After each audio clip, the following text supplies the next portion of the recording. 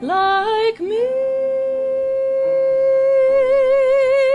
I once was lost, but now am found, was blind, but now I see. And good morning, and welcome to the fellowship of the Holy Spirit, where our intention is to create a sanctuary where we might sit together, be together, eat together in the very presence of the Holy Spirit.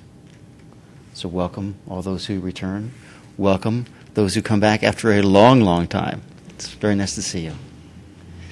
So our tradition is inspired by the prophet Hosea, who said, "Take your words to the silence. Take your words to Yahweh." That's what he said. We interpret that to mean to take your words to the silence. That we take our invocation, it's in the bulletin, and we say it 3 times, softer and softer, and then sit in the silence, that blessed stillness, that sanctuary with God, together. There is only one presence and one power in the universe and in my life, God the good, omnipotence. There is only one presence and one power in the universe and in my life, God the good, omnipotence. There is only one presence and one power in the universe and in my life, God the good, omnipotence. There is only one presence, one power. That presence is God, goodness, freedom, peace. And we are one in our very, very nature with this goodness, with this peace, with this silence. As we sit in this silence, we affirm this by our experience of the quieting of our mind as we draw closer and closer to our true nature as being one with God, one with the Father. We accept this. We praise this. We give thanks for this oneness. This absolute, peaceful communion with the very presence of God.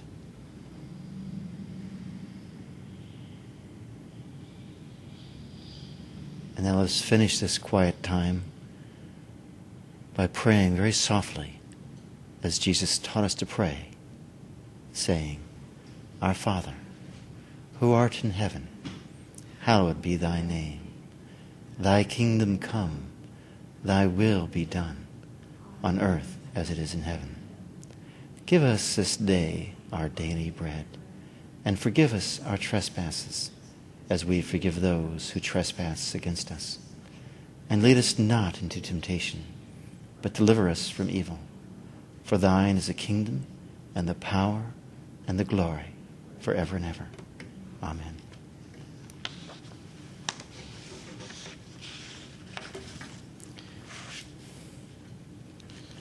Well, most of us here are familiar with a course called A Course in Miracles.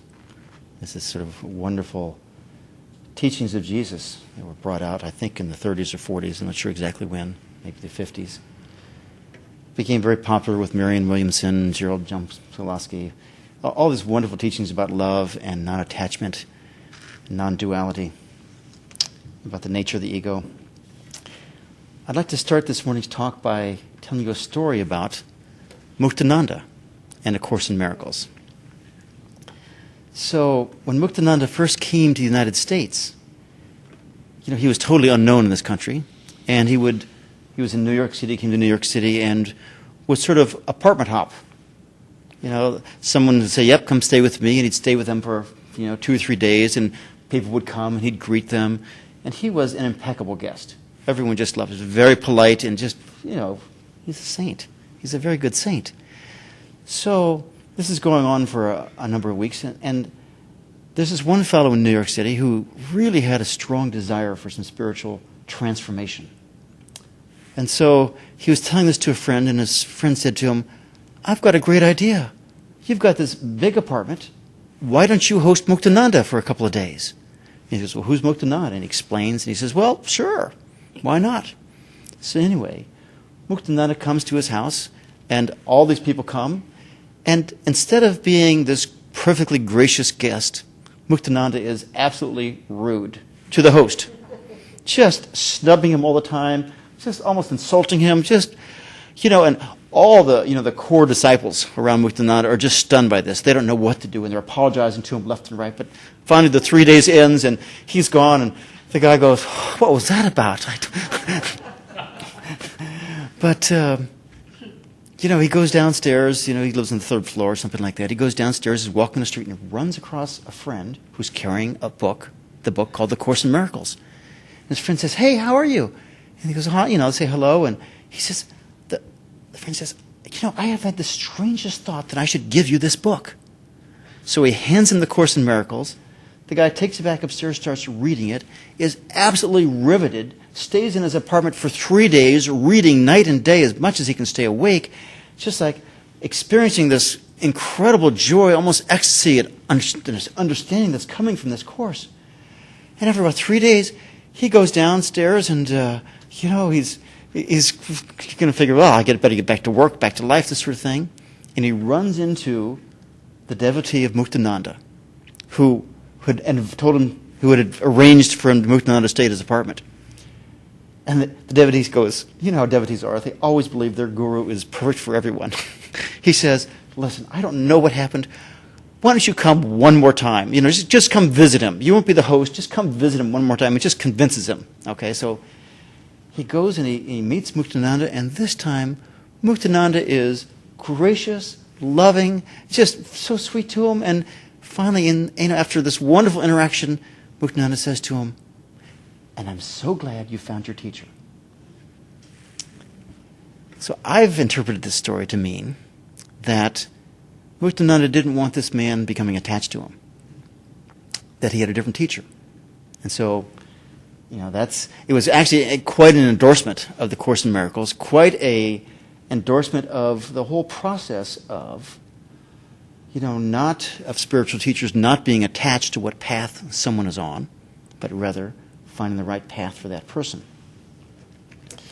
Now, in a total segue, I found a really charming story about politeness. So there's this couple that's dating, and they're both polite. She's really polite, so he's trying to be polite to sort of impress her. And they order this sort of, combo dinner that has, one dish that has 2 pieces of fish on it. One really big, one really small. So he says to her, go ahead, pick, go ahead. And she goes, no, you take first. And they go back and forth for a few minutes, and finally says, okay, I'll do it. And he takes a big piece of fish. And she says, I can't believe you did that. She says, I can't believe you did that. That's really impolite. So he says, well, tell me, what would you have done if you had picked first? She says, well, I would have taken the small one. And he said, well, there you have it. It worked out perfectly, didn't it? That's unrelated to anything. But this talk is actually about, and I'll tie in the Muktananda story here in just a moment, is actually about the 10 Commandments. If you'll remember, a number of years back, we did a series of sermons on the 10 Commandments. And I was looking at my stuff, my computer, and I realized I only did 7 of the commandments. And there's 10 of them, and so I thought, oh, no wonder we haven't gotten enlightened yet. So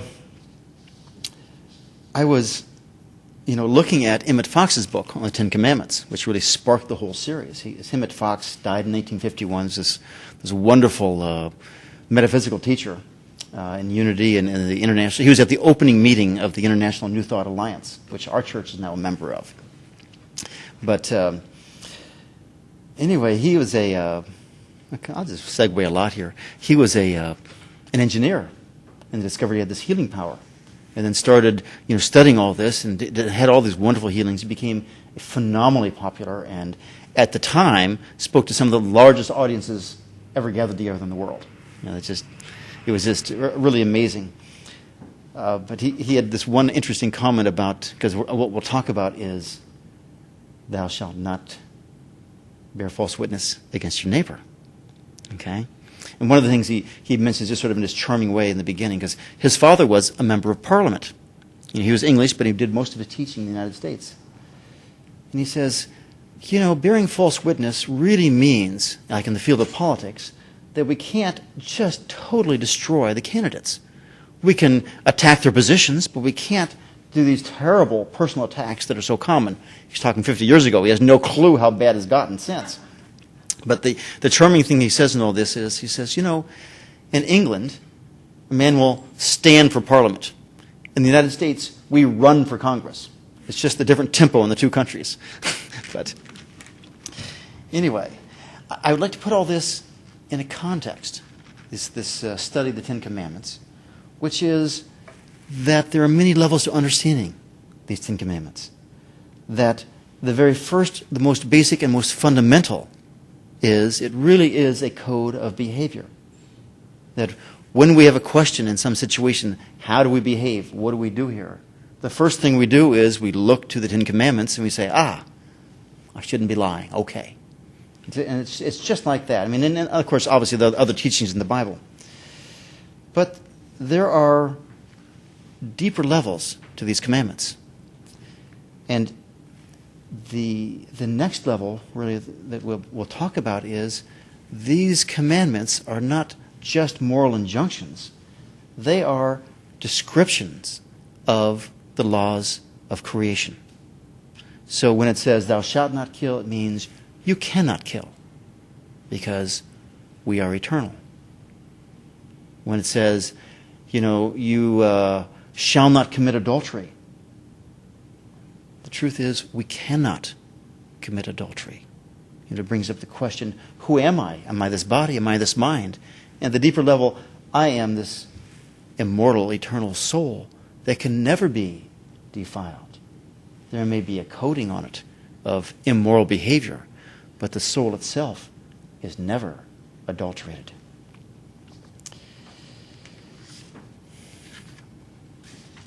The other part to understanding this is that the very first commandment, thou shalt have no other gods before me, is the primary commandment, because it puts us at one God. And the other 9 commandments, thou shalt have no graven images, that sort of thing, are really a commentary on this very first commandment. So all of these laws, serve to amplify the truth that we are eternal spiritual beings, incapable of anything other than being one with God. Now I'm going to sort of go back and forth between the Ten Commandments and some passages in Revelations that I just found so wonderfully inspiring. So in Revelations 21, then I saw a new heaven and a new earth, for the first heaven and the first earth had passed away, and the sea was no more. And I saw the holy city, the New Jerusalem, coming down out of heaven from God, prepared as a bride, adorned for her husband. Jesus says, I have come to give you peace. Jerusalem, Salem, means peace. The New Jerusalem is the new peace. As we gain mastery over these laws of creation, these laws of nature that are expressed in the Ten Commandments, we gain this new peace. We gain this New Jerusalem. A new city is what we become. But before we go there, let's talk a little bit about just the mundane level of understanding this law, which more or less says, don't lie about your neighbor. We tend to think it means in a court of law, don't go and commit perjury, but it really means don't lie about your neighbor. It means don't backbite, don't gossip, don't slander, all these things. The obvious thing is when we're a child, we're taught, if we take the cookies, don't say, Tommy took the cookies. they're all just. And one of the things when I was thinking about this, I thought, when I was in high school, I led. I'm very embarrassed to admit it, but I led a very deceptive life. On the surface, I was this honor student, this Boy Scout troop leader, and all these, and all these clubs, and all these activities, and all these sorts of things. But I had this whole underwild side, of getting into things that I don't even want to mention while the camera's on. But what I discovered about myself was that I could lie to people and keep it in the back of my mind. So 3 months later, I'd be talking to them, and I would suddenly remember that lie and allow that conversation to continue and build on that lie from 3 months earlier. And, it got to be where I was like this computer was running back here of all the lies I'd ever said and trying to be consistent so I didn't look like I was a liar. I got to college, and you don't have to pull that off so much in college. You're not trying to impress parents or parents' friends. You're not trying to get into college and get all these letters of recommendations. But I ran into, I had a good friend in college, and at one point I was telling him about this capacity that I had. And he looked at me and he said, well, I guess I don't really want to hang around you. It was a really defining moment for me because I said, because I like this guy a lot. So it was like a body punch. So I said, I better try being honest here. So the extreme personality that I have, I went to total honesty. And I found a couple of unbelievable blessings out of it. One is I realized how much energy I was expending trying to maintain this false image, all these lies, and trying to stay consistent with it. It was like a lot of work. And as soon as I let it go and started telling the truth, I was like, I am free. It was like a whole transformation. The other thing that happened was, as soon as I started being honest, I stopped doing things that I'd have to lie about. So, it was this. I'm really reminded here of, I've mentioned this before, Mayor Baba's 4 rules for living, and one of them is be honest. And you think it's just a nice rule, but it's really a very deep spiritual practice. Because the more honest you are, eventually the layers and layers of the personality get stripped away. And you start to realize, I am that quiet core inside of me. Anyway, the reason I told the story about Muktananda was that Emmett Fox was making this point. He said, and he's talking in the 50s or the 40s, I guess, 30s and 40s. He said, just a few generations back, it was really common for the preachers of one denomination to just flat out say it. The Baptists would say, those Episcopalians are going to hell. and the Episcopalians would say it right back. And the only thing they'd agree on were the Methodists were going to hell. And he said, if you read some of these fabulous preachers from the past, Spurgeon, Wesley, he says, I love Wesley's sermons, but there are many things in those sermons that you could not say today. A lot of anti-Semitism, a lot of racism. It's just things you would you'd be lynched if you, that's the wrong word to say. You'd be chastised heavily in the press. And that's why, I love that Muktananda would just say, that's your teacher. Follow that path. Because to say to someone else, you're on that path, you're going to hell, is really bearing false witness. You might have an opinion about what might be the best path, what's going to bring you closest to God, but I haven't seen any of these people that I would believe actually knew that someone was going to hell for what they believed in. A deeper meaning of this commandment is that the neighbor that we should not bear false witness against, the closest neighbor we have is our soul, is our inner self. On that level, the shift in the meaning of this commandment, which is you cannot bear false witness, or you cannot lie, takes on a whole different meaning. So my personality might lie to your personality. But at the very deeper core of our being, my soul is not lying to your soul. And even a slightly less deeper level, my mental body is not lying to your mental body. And my emotional body is not lying to your emotional body. You know, the intellect can be deceived, but at a deeper level, there is no lying. I was talking to an options trader once, and I said, "Hey, you ever lie to your clients?" And he goes, "You know, I used to, but I finally got very clear that on some level, they all know. They all know. So I just stopped doing it." He says, "I didn't lose any business." I remember a story told to me by a friend of mine who was a sort of a subtle healer. And he said, "I can see strings going from people back and forth. That when there's an interaction between people, there's a subtle tie on the emotional body. And, you know, we've all heard of pulling at our heartstrings and that sort of thing. That's people who have this kind of vision see these things." And he says they all come out of the torso, the stomach, the abdominal area. And he said there are millions of them going throughout creation, connecting us. You know, on the mental body level, there's no time, there's no space. We are all connected. So to think that we're telling a lie to someone is a total impossibility. Now, I'll give you an example. At one point he said, I knew a woman who, it's actually his wife, who was, I guess, apparently abused as a child or had some huge rift with her father and hadn't spoken to him for like 20 years. And so he said, at one point, I cut the strings between the daughter and the father at the daughter's request, his wife's request.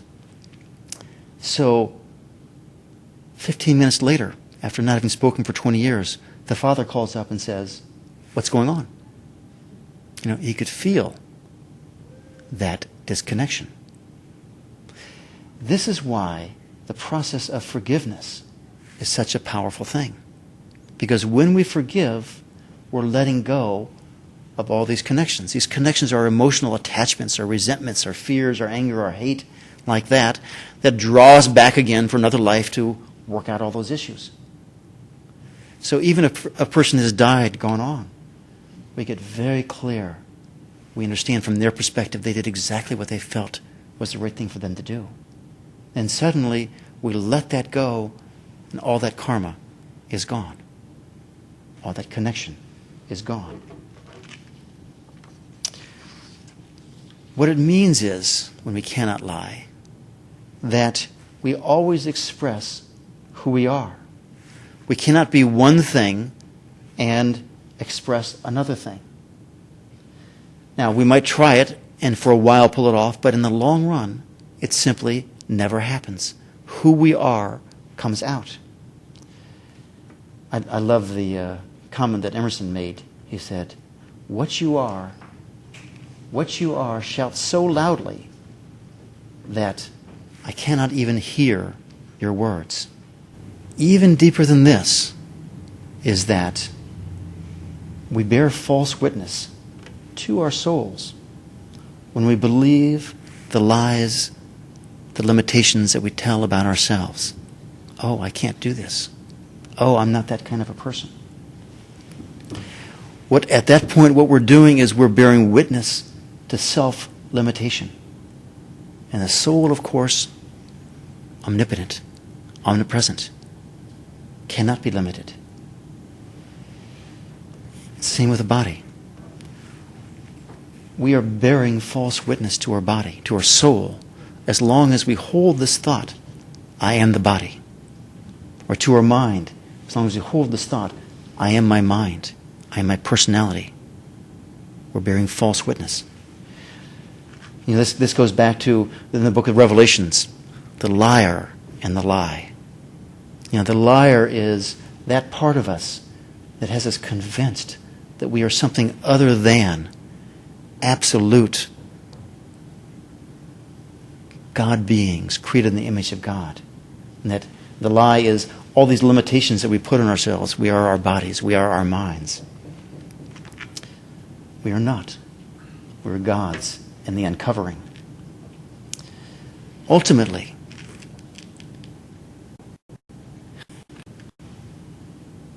witnessing that I am pure consciousness is the only way to avoid bearing false witness. At the very deepest level. We take these things at every level and we enjoy them. But at the deepest level, anything short of I am that I am, is bearing false witness. God alone is real. All of this is to say that we start where we are, at the level where we exist, and we move forward. Jesus tells us, "Verily I say unto you, that which you have followed me, that ye which have followed me, in the regeneration, when the Son of Man shall sit on the throne of his glory, you also shall sit upon 12 thrones, judging the 12 tribes of Israel." There is this process of regeneration of ourself, allowing the soul, the spirit, to shine forth in all of its perfection, in all of its glory, that allows for this transformation where we truly witness the truth that God alone is real and I and the Father are one. Practically, this means we want to realize, just understand it, and then allow it to merge into the intuitive, the gut body, the emotional body, that we are one with the Father. We want this to become a very real, a very personal experience. We want to be thinking of God, speaking of God, continually revising our image of God so that it might become even more expanded, more unlimited. It means look at your work, your career, and regenerate yourself in terms of that. You might think, well, I go to work and I work in my cubicle and that's my job and I get enough money to make a living. And I'd say, no, that cubicle is your altar. And if you start looking at it in that manner, it'll be sort of like how I changed once I started to become honest. Once you realize that, oh, I am here to express God in my work, in my family, in my relationships, everywhere, my life becomes an altar. That is the start of the regeneration. And Emmett Fox goes even further. He was so far ahead of his time. He says, you need to regenerate your idea of the calendar. He says, each one of us here thinks that 365 days pass and we're a year older. He says, we are eternal beings, timeless. And as long as we buy into this belief that we're growing older, we're going to grow older. And that's the regeneration of our belief systems. To where we finally, deeply, at the deepest level, realize we are that eternal spark of the divine. And as we do this, every step in progress that we make, we do it not just for ourselves, we do it for all those around us, all the people in the world. Every time you transform yourself, even the slightest amount, it becomes easier for other people to do this. It's like walking in a path through the wilderness. Every time you walk down that path, you sort of reinforce the path. The plants die. You create the path a little bit more. And Jesus, when he overcame death, made it possible for us to overcome death. Moses, whose body was never found. Okay, and he was strong and vigorous to the very end. And then they say his body was never found. He opened up the door, the path, for us to ascend. And that goes on in Jewish tradition. Elijah ascends also in this chariot of fire. Enoch ascends, all after Moses has done this. But let's go back to this sort of vision of possibility in Revelation. Then I saw a new heaven and a new earth. For the first heaven and the first earth had passed away, and the sea was no more. And I saw the holy city, the New Jerusalem, coming down out of heaven from God, prepared as a bride, adorned for her husband. This is coming down out of heaven. And of course, the typical image is, it's descending from above. And whether it's descending from above or rising from within, it doesn't matter.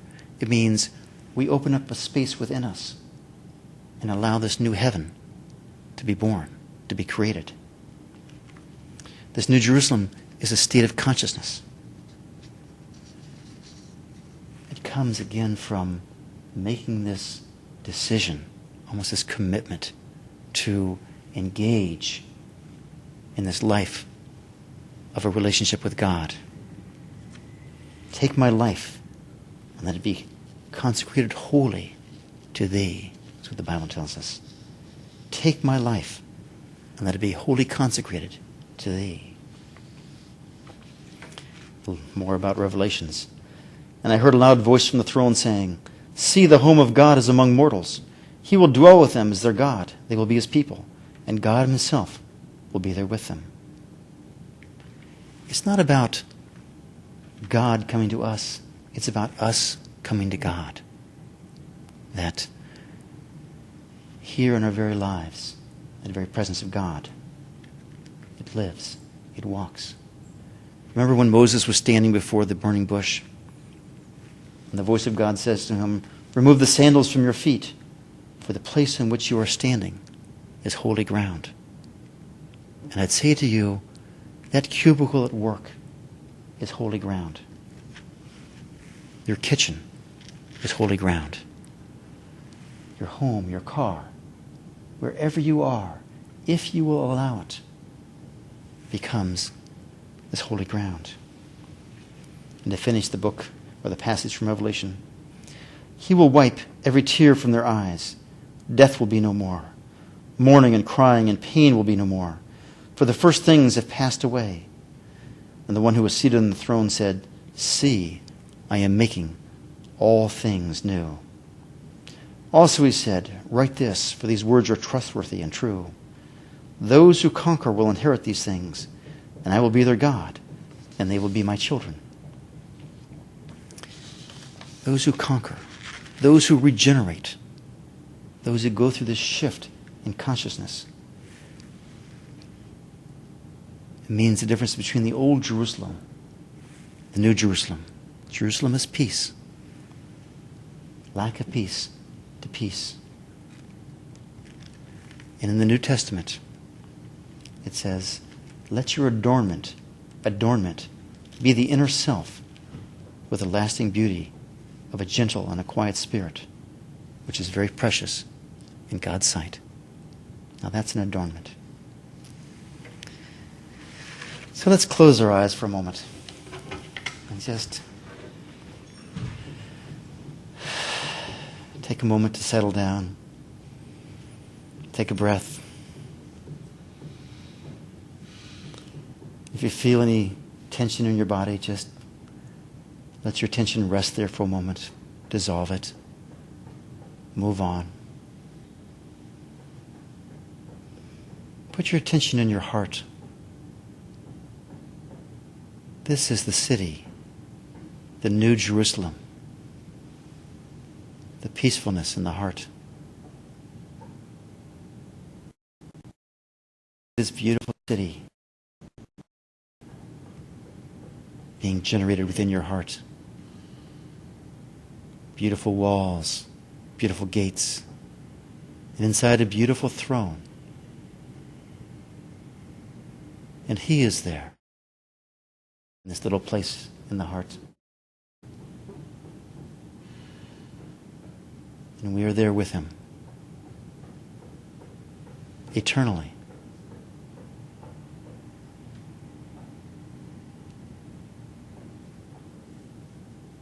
And allow your attention to move up from your heart into your mind. And bless and praise your mind.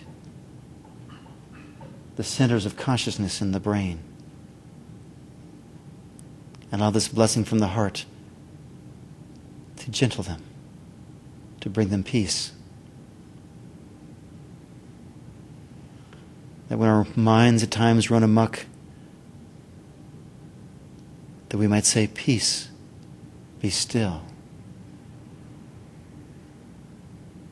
And let the command center, the throne of our heart, take command of our lives. That the regeneration might become complete. And day in and day out, as negativity arises, allow your attention to go back into your heart and rise up again. Peace, be still. Peace, be still. And now let the attention go back down into the heart, down through the torso, down through the legs, to the very bottoms of the feet. We always like to end with our attention firmly rooted on the ground.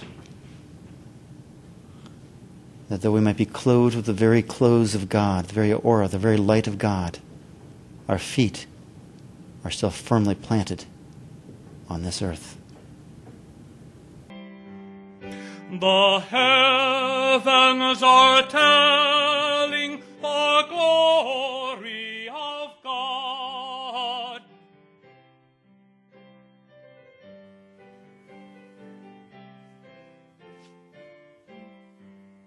The wonder of His work displays the firmament.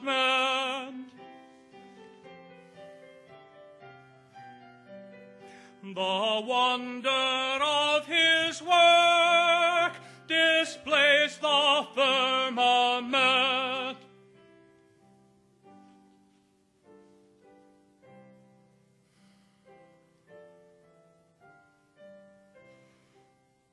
Today that is coming speaks it the day.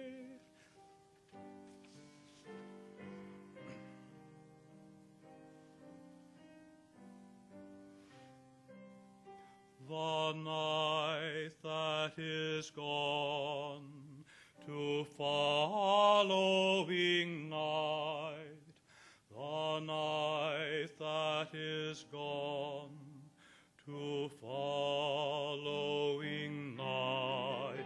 The heavens are telling the glory of God, the wonder of His work, the wonder of His work displays the firmament.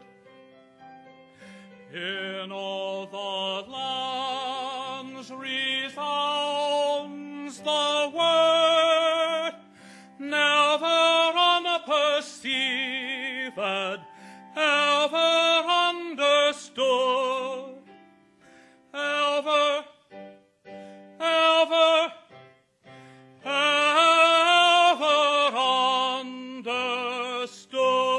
ever understood.